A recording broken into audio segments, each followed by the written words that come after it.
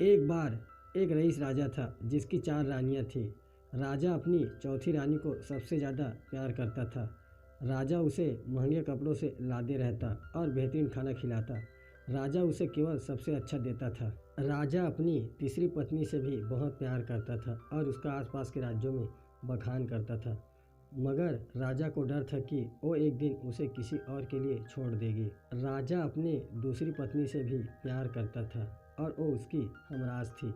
वो उसके साथ हमेशा सहानुभूति, इज्जत और धैर्य से रहती थी।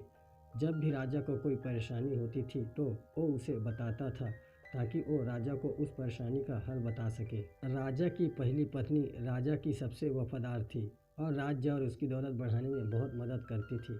मगर वह अपनी पहली पत्नी से प्यार नहीं करता था। एक बार राजा बीमार पड़ गया और उसे समझ आ गया कि उसके पास समय बहुत कम है। इसलिए उसने अपनी चौथी पत्नी से पूछा कि मैंने सबसे ज़्यादा प्यार तुमसे किया है और तुम्हें सबसे बेहतरीन चीज़ों से नवाजा है, तुम्हारा सबसे ज़्यादा ध्यान रखा है। अब जब मैं मरने जा रहा हूँ, क्या तुम मेरा साथ देने के लिए मेरे साथ चलोगी? तब उसके चौथे पत्नी ने जवाब दिया कि बिल्कुल नहीं। उसकी बात राजा के दिल में छुरी जैसे चुभी। अब दुखी राजा ने अपने तीसरी पत्नी से पूछा कि मैंने सारी ज़िंदगी तुमसे प्यार किया, अब मैं जा रहा हूँ, क्या तुम मेरे साथ चलोगी? नहीं, ऐसा तीसरी पत्नी ने जवाब दिया। ज़िंदगी बहुत अच्छी है और जब तुम मरोगे तो मैं दोबारा से शादी करूँगी। अब राजा का दिल बैठ गया था और राजा अब ठंडा पड़ गया था। फिर राजा अपनी दूसरी पत्नी से पूछा, मैंने हमेशा ज़रूरत के वक्त तुमसे मदद मांगी और तुमने भी हमेशा मेरा साथ दिया, लेकिन अब जब मैं मरूंगा क्या तुम मेरा साथ देने मेरे साथ आओगी? माफ़ करना, इस बार मैं तुम्हारी मदद नहीं कर सकती, दूसरी पत्नी ने जवाब दिया। ज़्यादा से ज़्यादा मैं तुम्हें तुम्हारी कब्र तक छोड़ सकती हूँ। उसका जवाब बिजली की तरह राजा को लगा और वो बेहद दुखी हो गया।